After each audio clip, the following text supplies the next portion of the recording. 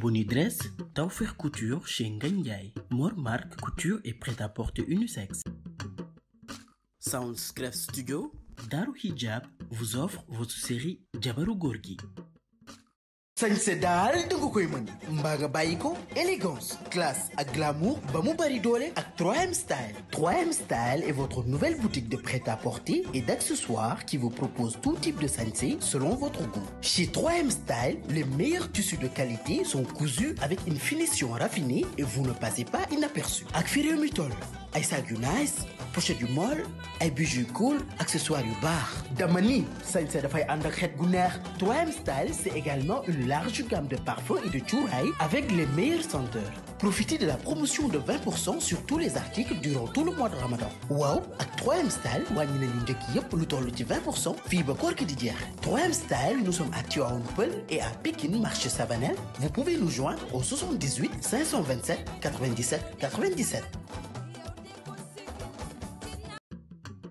Vous êtes un amoureux de la belle décoration? Vous voulez vous sentir épanoui? Faites confiance à Mame Diarra Déco et appréciez votre intérieur autrement avec beneen level.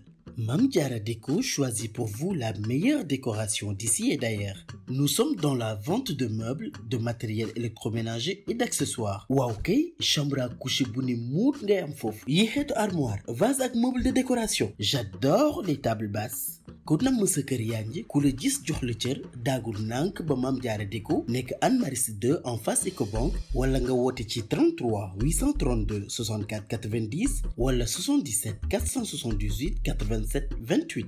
Mame Diarra Déco, luxe et confort à petit prix. Darou Rahman électroménager, bienvenue chez Modou Diop ñu gën ko xam ci Pape Diop waa kër Serigne Abdou borom dër bi teewal fi marque électroménager italienne yi ak yu mag yi di Indesit, Roche, Bajaj, Elbi. Pape Diop defaraat na showroom bi ba tarkal macha allah la ñuy wax showroom bi nag da ngay am embarras du choix lan nga bëgg téléviseur plasma wala smart TV téléviseur plasma yi ñuy wekk te rafet lool yanj lool yi di jël internet am nañ ci 32 ba 75 pouces yu mag la indi mi ngi mel ni ku nekk cinéma ay téléviseurs yoo xam ni comme cinéma am nañu tamit home cinéma ak ay baffle yu baax a baax yu neex ba egg ci sonorisation bu mat sëkk am nañu tamit ay TV 80 ba 85 pouces yu am jom sax laay la borom Daaru Rahma électroménager chez Pape Diop et frère am nañu tamit ay ventilo climatiseur mixeur cuisinière yu yanj yoo xam ni yépp dañ ko garantie marque hivernale Bajaj LG Roche Beko Elbi Philips Sharp Panasonic Samsung Honold yooyu yëpp la ñu am bàyyiwuñu dara yëpp ñoo koy commercialiser te nag marque électroménager yi ñoo wóolu Pape Diop et frère ne ko ñun yow la ñu bëgg nga distribuer ñu lii lan moo koy fay congélateur Elbi yi nag Indesit yi nag capacité 600 litres ba noppi nag baax lool te nag du consommer courant chez Pape Diop et frère am nañu ay frigo combiné ak yu vertical machine à laver 6 ba 10 kilogrammes fontaine ak micro-ondes Darou Rahman électroménager 68 avenue Lamine Gueye angle La Périne soo rombé intendance militaire xoolal sa droite rek boo jógee Sandaga après station Shell bi à gauche Pape Diop et frère taalibe borom dër bi am nañu succursale avenue Faidherbe Pape Diop et frère da ngay équipé wu ci ay njëkk yu yomb ñu livré la ko foo bëgg ci Sénégal 77 375 80 55 77 375 80 55 wala 77 672 64 38 wala 77 803 13 46 wala 33 842 76 78.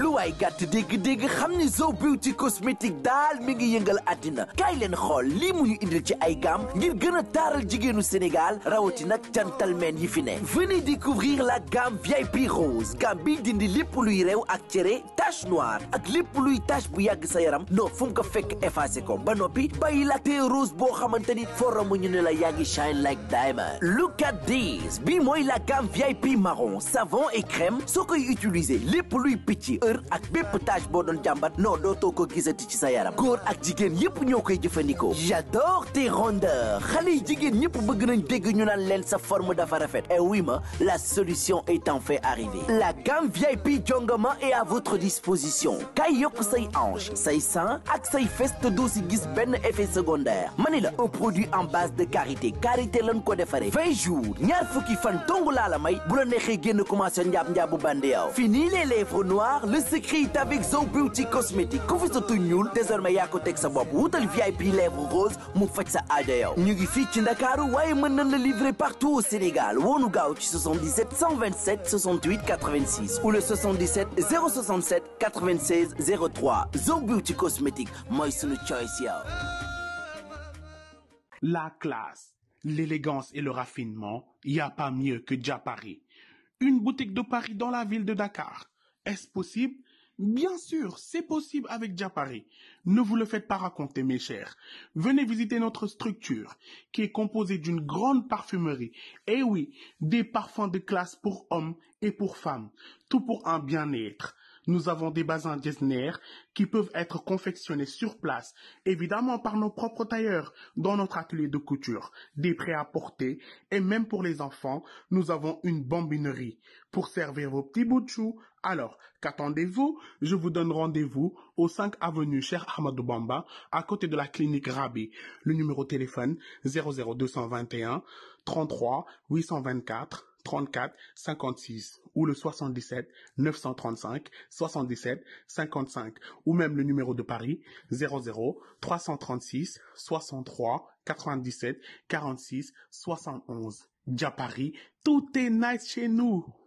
taamu nañ ci saf sàpp ak café waaye itam jargi yaa ko ci dara café Touba daal dafay naturel café Touba Daaru dafay def différence neex na sell na teg ci nag di yokku cawarte ci réew mii lañ ko defaree 3M Agro mi leen indil café Touba Daaru proposé na leen ñetti format 250 grammes 500 grammes ak 1 kilogramme café Touba Daaru am na détail am na en gros ku ci bëgg mën nga woote ci 77 470 88 56 3M Agro daal njaboot gi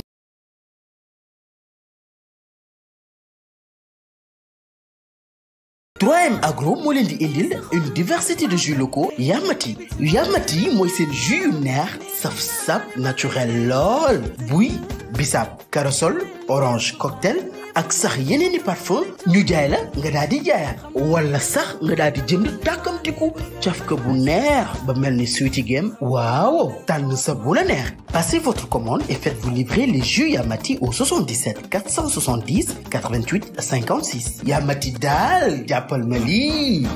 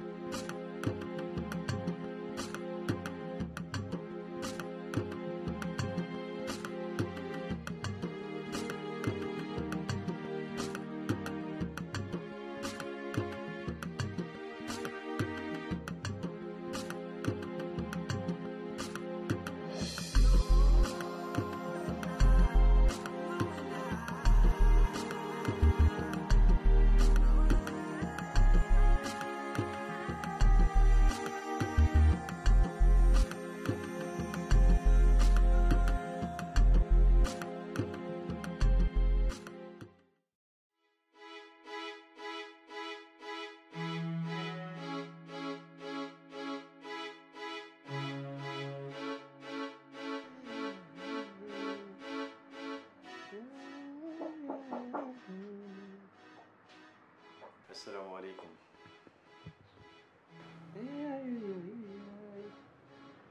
Dieynaba.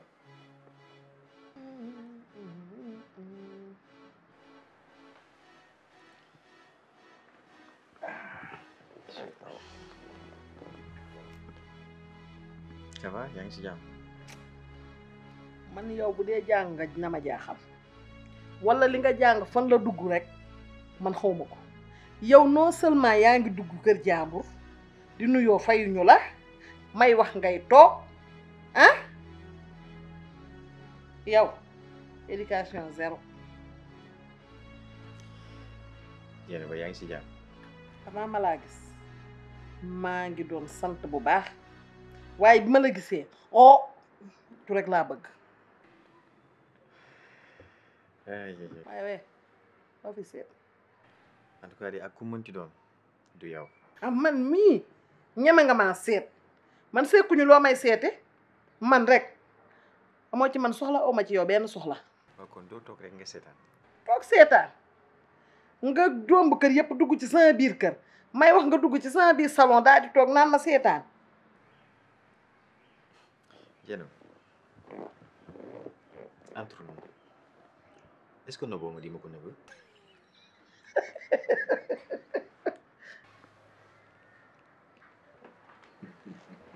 yow de ay waaye li ma la wax sax ah doo ko xam gis nga mbëggeelu xale yooyu ni ñuy def. li ma la wax mu ngi des fii taw a génn lambar di mel ni cuccu dof maa la jé bu yóbboo ma de. dubali ma Amina. ça va ça va bien macha joli allah. bien yaa ngi si jàmm. ça va merci alhamdulilah dee na ba de kii non il est extraordinaire. daf maa jaaxal mais yaa ngi ci jàmm. ça va je vais bien ne merci ko waa kër gi. ñu ngi ci jàmm ñu ngi ci macha jàmm. allah. bah tu as de bonnes nouvelles à la maison. Ouais, ça va ça va Mhm. ça va tout va macha bien allah Ani Salia. dafa doxantu ji mais xam naa léegi mu ñëw ah super super mais elle va bien quand même. elle va très bien macha elle allah va très bien macha allah. c'est vrai que temps yi xaw naa fi géej moom. Mhm. mais nag liggéey bu bëri. on comprend nañu liggéey bu bëri. comprendre nañu sinon il y a du nouveau. Non, non. À part la carte de visite. Et après investigation, ben comptable góor gi moo ko moom. Vraiment. Et tu l'as rencontré? Non, parce que dafa dem voyage. Mais dina ñibbi si du yàgg dara. Te tant que moom buy ne ci Sénégal, je vais essayer de le rencontrer ba waxtaan ak moom. D'accord, super. Bah, de mon côté aussi, j'ai des nouvelles. Et c'est concernant Omar Diaw, Tonton Mandiaw. le père de Salia. Déjà, promets-moi que tu ne vas pas en parler avec Salia pour le moment. Parce que j'ai besoin de pousser mes recherches afin d'en savoir un peu plus et avoir des preuves. Non, ne vous inquiétez pas, dama ko def. Alors, je pense qu'il était amant avec Rokhaya Mboup. Tonton Mandiaw ak Rokhaya Mboup. Tu sais, Amina, ces deux ont continué à se voir. Même après que Gorgui soit parti. Même bi Gorgui demee terewul ñoom ñaar ñu ngi doon gisante et fréquemment même. Et là, je peux dire qu'il y a beaucoup de choses qu'on pensait savoir sur Omar, mais en fait, il n'est pas aussi clean qu'on le pense. Ouais, mais vous avez dû découvrir autre chose. Oui, j'ai découvert beaucoup de choses, et pas des bonnes. Mais je pense que ni yu bëri yuñ doon ji Gorgui Matar boo xoolee ba ci biir loxo Omar Diaw mu ngi ci.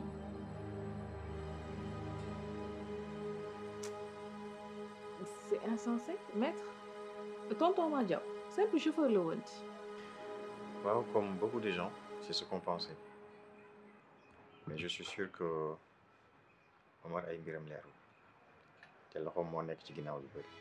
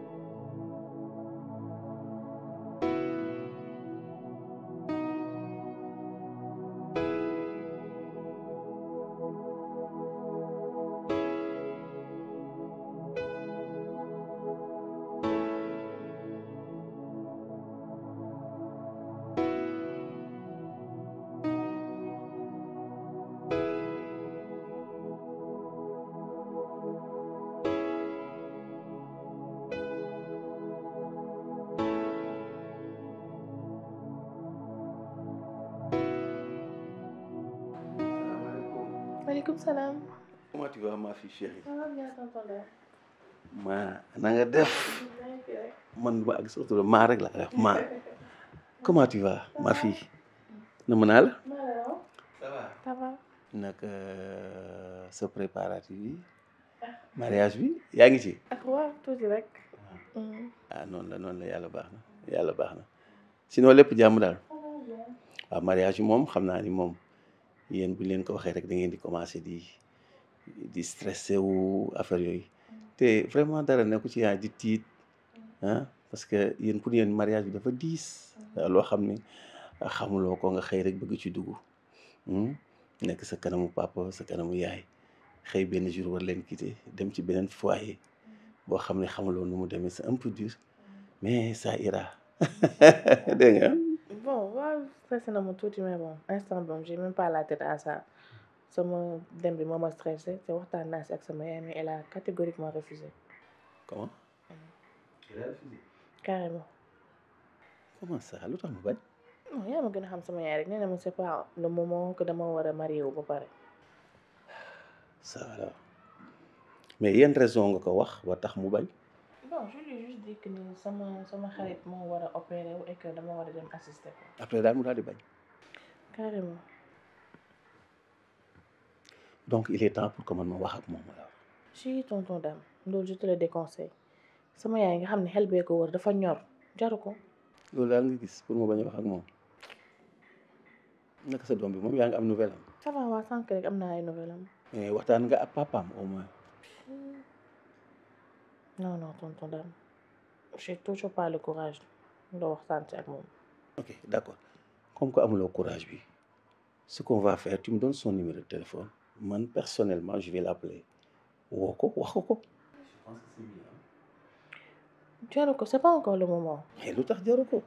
le moment venu incha allah dina xam lan moo xew mais vraiment instant boobu. su ko xamee il fera tout pour gis ko nekk ak moom wala di koy jéem a xam te vraiment j'ai vraiment pas envie de ça nañ bàyyi noonu ba ci kanam rek.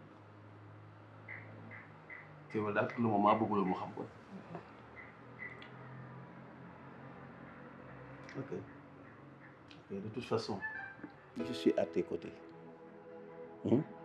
problème boo am wala nouvelle boo ci am woo ma ñu toog autour d'une table ñu waxtaane ko d'accord man yow laa fi am yéen laa fi am je suis là pour vous je suis là pour toi peut-être pour aider la problème boo am ñëwal confessé wu ñu confronté wu ma wax la li nga xam ne moom moo ci sama xalaat d'accord et puis nga gën a góorgóorlu xam ne lépp day baax adduna noonu la y a des hauts et des bas des fois nga nekk ci problème boo xam ne da ngay nekk ci guddi gu bët setawul mais bu dépassé rek nga xam ne dépassé na monde bi noonu la ko yàlla bindee donc li olof di wax rek balaa dara ni nux il faut mu ne war nux mooy lu neex balaa moo neex il faut mu metti il faut mu ne war donc du courage xam ni ça ira quoi.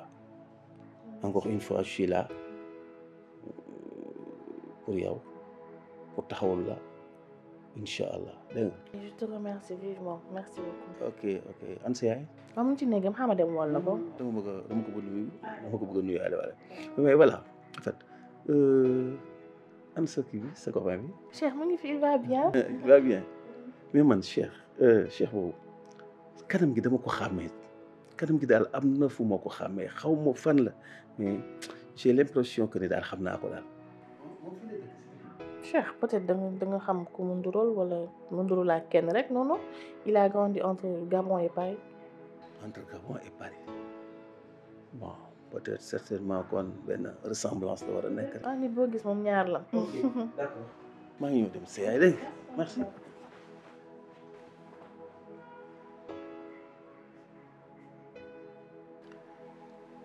Chère Dieynaba, la plus belle, la plus charmante, la plus classe, toujours égale à elle-même. yow daal nii man li moom mooy rey nag chaque fois nga sañse sa sañse yu rafet ci petit sañse toog sa lal relax j'aime.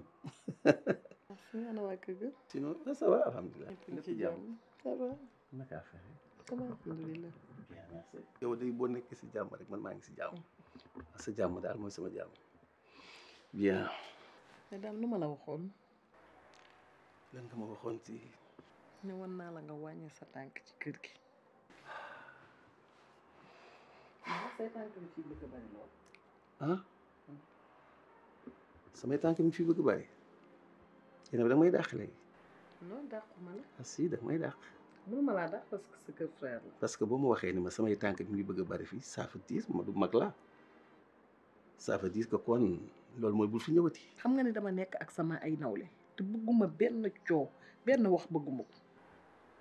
yéen ba xam nga yow yaa ma woo te mën nga doon ñaa la dégg ah j'avais même tourné la page gis nga say dossier mi ngi woon dans les oubliettes mais depuis que nga woo ma ba tey je n'arrive plus à penser à toi au bureau ñu en conduisant en pleine route en pleine rue sama xel day nekk si yow mais loolu la mais Dieynaba man caaxaanuma Dieynaba man je t'aime.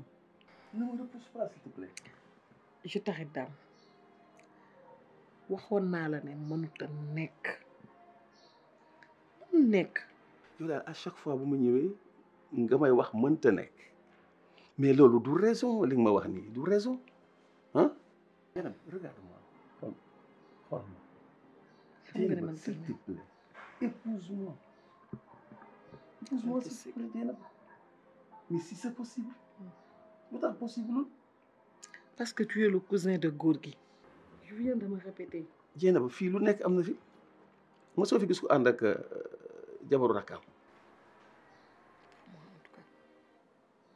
wala bokk dis-moi la vérité dafa am keneen koy bëgganteel dafa am keneen ku fi nekk. non. alors dis-moi la vérité bu fekkee dafa am keneen koo bëgganteel nga wax ma. non y a personne. kon lan moo tax man sama yow sama sëy ak yow mënul nekk. pourquoi à chaque fois tu me repousses. écoute Dame léegi xam nga lan la jarul ñuy wax sa dënn di jóg non laisse-moi le temps may ma temps ma réfléchir. ah mooy le temps de réfléchir di ma revenir. waaw je vais te revenir.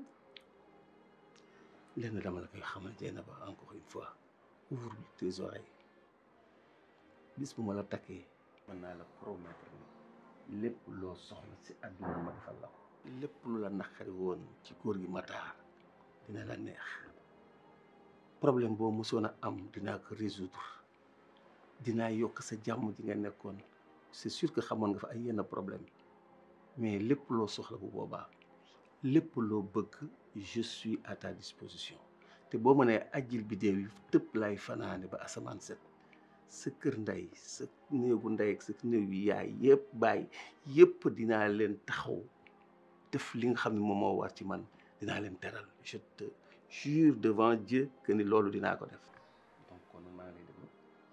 d'accord d'accord.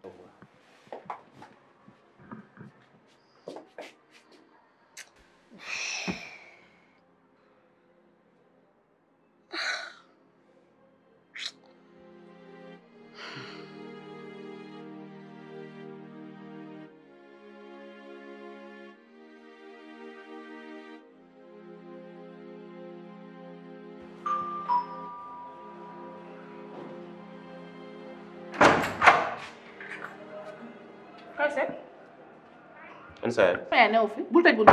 ci biir laa koy xaar. génnal ci biti nga xaar ko foofu dama xam yow la kay. ma ne ci biir laa koy xaar. génnal ci biti nga xaar ko foofu.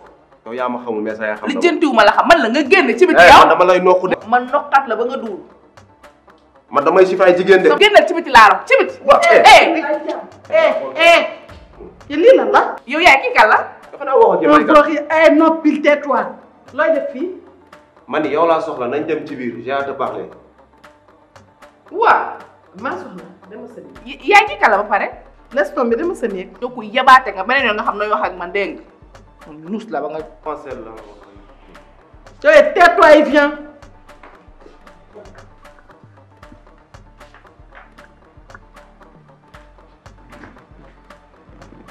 yow lan mooy sa problème. yow lu lu ma la waxoon. ah. et dama ne sa problème lan la. ne war naa la su ma fi ñëwaatee tey te joxoo ma sama xaalis ça va te coûter cher. déglu doo ñëw sama kër taxaw fii di yuuxu di wax yu kenn xamul dama amutoon jot pour dem banque retirer chèque bi su ma amee jot dinaa ko retirer indil la ko. yow Dieynaba la dernière fois lan laa la waxoon nee naa la dootuma nangooti benn excuse. xoolal du ay excuse est-ce que yaa ngi may dégg te yow damaa gis ne danga réew fuuy jóg su ngeen màndee du ngeen xam lu ngeen di wax. taxaw fii ñëw di yuuxu di wax yu kenn xamul. yow man ngay waxal wala nga fàtte. maag yow ñoo fi nekk yow laay waxal koo bëgg ma waxal keneen ah xam nga lan la dama bëgg nga dem toog ba ma jot xaalis andil la ko. tu joues avec le feu. gis nga su ma fi ñëwaatee suba du ma wax sax su ma xaaree sa appel jotuma ko su ma fi ñëwee sa doom bi lépp laa koy wax. doo def dara. du da ngay dof loolu sa doom bi dinaa ko wax lépp. ma ne tu n'oses pas le faire. doo wax ak kenn lenn est-ce que yaa ngi may dégg gis nga boo ko defee je ne serai pas la seule à tomber tu vas tomber avec moi et tu vas tomber plus bas que moi. est-ce que yaa ngi may mais man ngay menacer. prends-le comme tu le veux. tu me menaces. du ay menaces ay avertissement la mise en garde je ne sais quoi parce que nag du mën a xew sama bopp nga damay waxtaan ak yow nii ah du dégg nga ma. ah bon. Dégage. dinaa dem de mais gis nga. écoute tu sors de chez billaay moi. c'est la dernière Dégage. fois. suba naa xaar sa appel bañ ko jot nga xool. doo def dara absolument rien. génnal. may jaay fu bari waaye ay man mii Malick mii nga xam ne wuyu de première catégorie la ma tudd ko yuuxu nii. maa jëm dëkk benn xaalis jaam ko ci fay ko ay laam fayal xaalis bii. Amina ça va. Ça va. yaa ngi si jàmm. maa ngi si jàmm alhamdulilah. naka waa kër gi. ñu ngi fa ñu ngi fa. macha allah. mbaa jàmm. waaw jàmm la kay. dis-moi comment va Sadia. Elle va bien. ñu ngi si jàmm.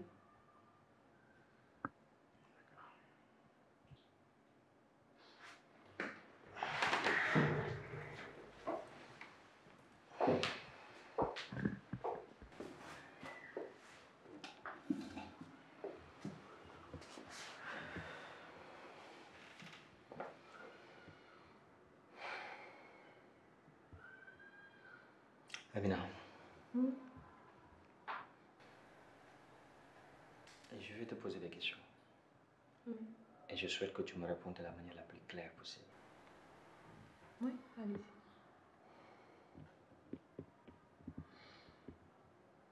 Omar Diaw est décédé le 12 janvier 2011. Donc il y a 11 ans de cela. Oui, ça doit être ça. Et toutes les choses bizarres qui se passent à la maison ont débuté le 12 janvier dernier. J'ai pas exactement la date en tête, mais bon, côté yooyu daal la.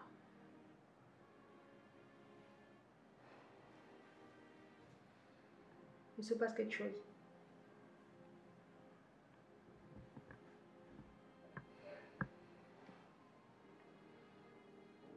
Et si on faisait fausse route? Je comprends pas. Tu sais, en ce moment, je suis en train de faire des recherches sur Omar Diaw. Et de jour en jour, j'en découvre de plus en plus. Et si peut-être, li ñu doon yaakaar ni góor gi Matar Laan la yëpp du moom, mais qu'en fait c'est lié à Omar Diaw. Parce que selon ce que j'ai découvert, la mort d'Omar Diaw ne serait peut-être pas un accident. Quoi? Je ne sais pas comment expliquer ça. Mais je pense qu'en fait, tout ce qui se passe a rapport avec Omar Diaw. C'est vrai qu'on avait pensé à Gorgui Matar Laan, moom la ñëpp xalaatoon. Mais li ma gis nii, ça a plus lien avec Omar Diaw.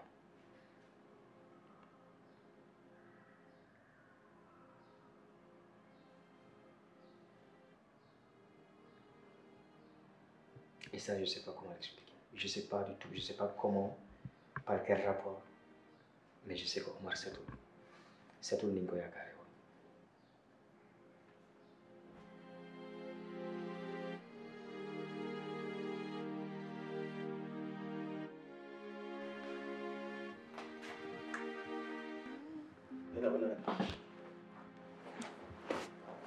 Dame, ça va?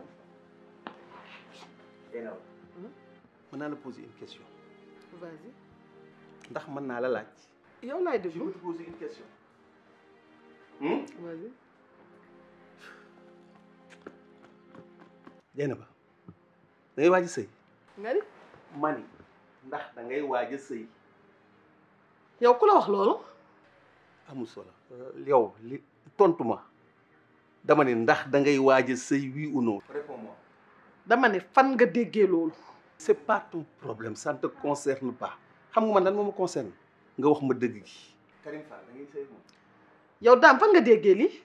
déggoo li ma la wax xanaa dama ne nga tontu ma si li ma la laaj. oui ou non ndax da ngay sëy ak le député. Dame nag loolu sama vie privée la. je demande pardon. waaw sama vie privée la. ah sa vie privée la. waaw. donc li ñu wax dëgg la kon c'est la vérité kon dëgg la kon yow daal li may ñëw nga may waxtaanal di ma wax ay problème et tout am yaa ngi lal dara ci suuf kon yaa ngi doon préparer sa mariage. Dame xam nga lan la man wax ju bari ji bëgguma ko doo ñëw sama kër taxaw fii di ma yuuxu est-ce que yaa ngi may dégg. yow Dieynaba sëy keneen bàyyi ni fi man. Dieynaba yow yaay jaam dëgg. non Dieynaba yow doo gor yow Dieynaba li ma la defal lépp. je t'arrête. Dieynaba fi ma la toll heure bu sa bët xonxee ma taxaw ci lépp loo soxla ma taxaw si yërëm la ah bërki Demba Njaay bii nga am un problème de 15 millions de francs si réew mi kan nga fi soxla 15 millions de francs mu ñëw rek leel ko la ko jooni ma ñëw tekki sa loxo amuloo loo def di ma fayal lii nga may fay yow. yow Dame dimbali ma taxaw fii naan ma waaw barki démb laa la dimbali un chèque de 15 millions mel ni ko Dame xoolal sama vie la man maa ko moom ku ma neex sëyal est-ce que yaa ngi may dégg. mais si 15 millions yi da nga ko am yow. yow da nga am sax 15 000 francs. ah man ngay wax sa yaay daf ko am wala sa papa daf ko am wala sa famille kan moo ko ci am man maa la taxaw man ah 15 millions du 15 000 francs yow amuloo sax 15 000 francs mais nag di nga naa la xamal leen de tu vas payer dina la coûter cher yow. ah damay menacer. lii nga def dina la coûter très cher. man ngay menacer tudde ko lu la neex. man ngay menacer tudde ko lu la neex. chez moi. dama ne nga tudde ko lu la neex. tu vas payer. dégage. ma jox chèque de 15 millions ne nobu ma la jeex na waaye nob naa la nobu ma la nga bëgg ko réer nobu ma la maa la nobul wóoy alors sax ma